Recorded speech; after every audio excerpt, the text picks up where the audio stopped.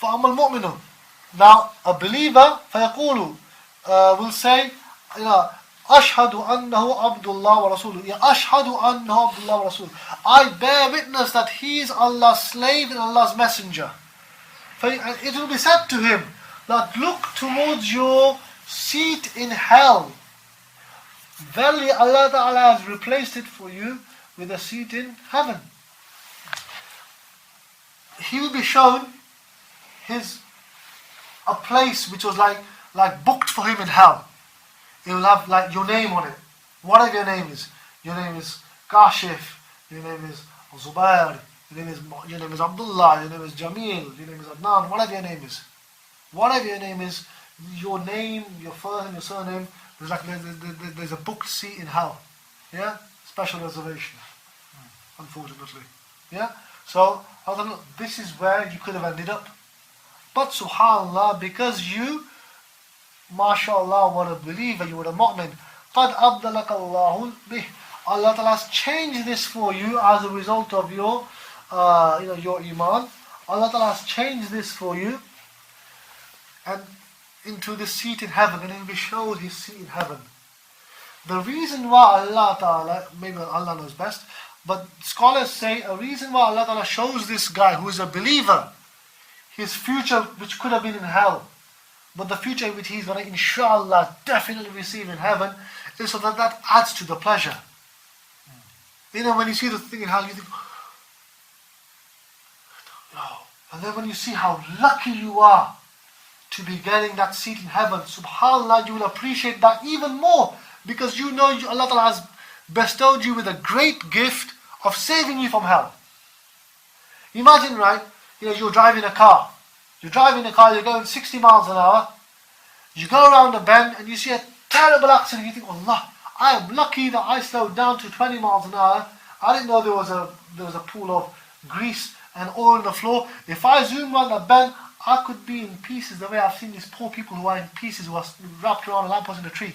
So when you see something terrible, you appreciate more the goodness and the gifts Allah Ta'ala has given you.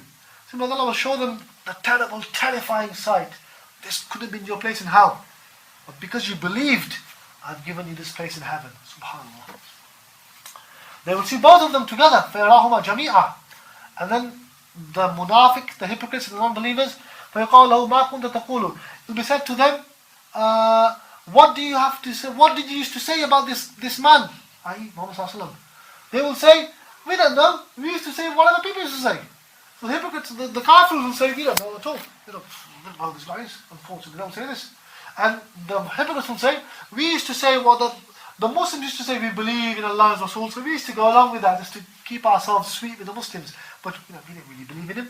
So because their claim was hypocritical, Allah will say to them, La daraita, la talaita. You didn't learn. You didn't know anything. You never even learned, you never read. You've done nothing. And they will be hit with steel rods. They'll be beaten till Allah knows best, till maybe until the day of judgment. There are so many things which have been mentioned in the grave, from scorpions to snakes to beatings from these angels. These guys will be beaten with steel rods. They will scream, which will be, and all those nearby will listen to all the creations of Allah Ta'ala that are nearby, dogs, cats, creatures, whatever. They'll hear this screaming while these guys are screaming. However, غير الثقلين, apart from the human beings and the jinn. The reason why human beings and jinn, we can't listen to this. Allah Ta'ala has deafened our eyes and blinded our eyes from this. It happens in the grave.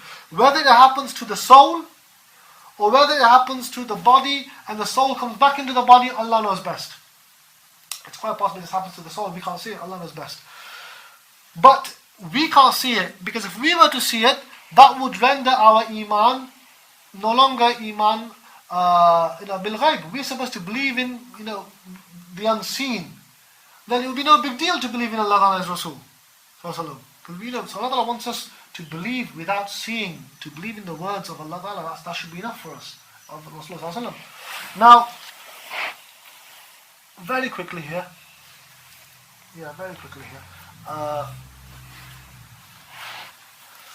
here in this hadith, as is also the case in many Sahih ahadith, in Sahih ahadith, you get mention of two groups of people. You get mention of believers, and you get mention of good pious believers, and you get mention of the non-believers, the kuffar, the munafiqeen. The kuffar, the munafiqeen, they're going to be in a whole world of trouble. Until nafkha ya'ula, until the first time, until Qiyamah happens, they're going to get a little mini Qiyamah in the graves. The graves will become like a pit of hell. All sorts of terrible things will happen to them as a punishment for their disbelief. The believers, the good believers, mashallah, their graves will be a place of rest. Like a garden of heaven. And they will see the heaven, etc., etc. They'll be relaxed. However, in Sahih ahadith, we don't get too much mention of believers who are sinners. Believers who are sinners. Now, what the scholars say is, because we don't get any mention in Sahih ahadith, you will get in some other ahadith, but they're not Sahih. And Sahih ahadith are the ahadith on which to base arguments and to make such, reach such conclusions. So the scholars say, what this means is, it might be the case that even sinful believers who are sinners, not pious, but just sinners, then maybe the sinful believers, as a result of the kalima, which even they believe in, Allah Ta'ala will grant them with reprieve from this terrible punishment which will take place on the non-believers. The non-believers will be punished constantly until Qiyamah. And when a Qiyamah happens, that's a whole different ballgame. But they'll be punished constantly. But the sinful believers, because of the kalima in which all Muslims believe, all of us, so Allah Ta'ala will grant us a reprieve. So inshallah, no believers will have to suffer this constant torment of the grave. Inshallah. However, that doesn't necessarily mean that the sinful believers will get the glad tidings which Allah Ta'ala shows in the hadith, which is they might not they won't get the torment which is constant, but they won't necessarily get the beautiful garden of heaven, or they won't necessarily get to see the beautiful abode in heaven. Some scholars say. That is not to say, however, that sinful believers will not have to suffer some torment or some punishment. Yeah? Because there is certainly mention in a hadith of even sinful believers getting some torment and some punishment. But thankfully, it's not going to be to the same extent or to the same time period as the non-believers. Now, very quickly, I'll just finish this as one little story now, about 5-10 seconds worth. It is said that when Hazrat Rabia Basriya, rahmatullah alayh, when she passed away, she was a very, very pious woman, mashallah, and she passed away when she was still quite young. I think she's only in the 30s or 40s or something. A very pious, but she passed away at a very young age. I don't think she even ever got married. Now, when she passed away, it is said that and she came in someone's dream after. A lot of these pious people, mashallah, they appear in the dreams of their students, the people who used to, go to them. Alhamdulillah, I've seen, mashallah, many of my ustads. One of my ustads, Shaykh Ikram, he's passed away. He was our Shaykh al-Hadith. An amazing scholar. Mashallah, one of the most intelligent people I've ever met in my life. The only other scholar I've ever met in my life, my ustad, who's, Allah knows best, he's as eminent a scholar as him, he's still alive, is Mufti Ahmad Khan Puri Sahib. He does come over to use it. He was in Leicester about a month ago. So Shaykh Ikram Ali was a walking, talking encyclopedia, an amazing scholar. I've seen him many times after he's passed away. So people do see their ustads and the sheikhs and the scholars. It happens. So she came in the dream of one of her, someone used to come to her, and then she told them the story or whatever. That when she passed away, Munkar and Nakir turned up, the angels, to question her. Who is your Lord? What do you have to say about this individual, i.e. Muhammad S.A.W? What is your religion? At which point she said to them, all the, my time in the world, I didn't forget who my Lord was, who my beloved Nabi was, what my religion was. And now I've just come 6 feet under the ground. I've only been here for a few minutes. You think I'm going to forget in a few minutes who these individuals are? So she dismissed them, and they went on the way.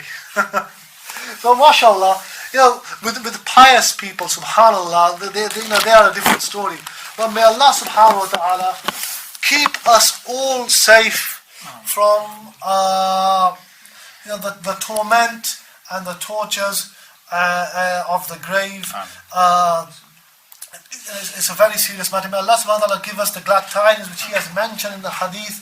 May He make our graves into one of the gardens of paradise, and may He grant us His pleasure, inshallah, before we all pass. May He take us all in a state of iman, in a good act of worship, in a beautiful place, doing a good act of some kind. Wa akhiru da'wana alhamdulillahi rabbil alamin bi rahmatihi ya arhamar rahimin.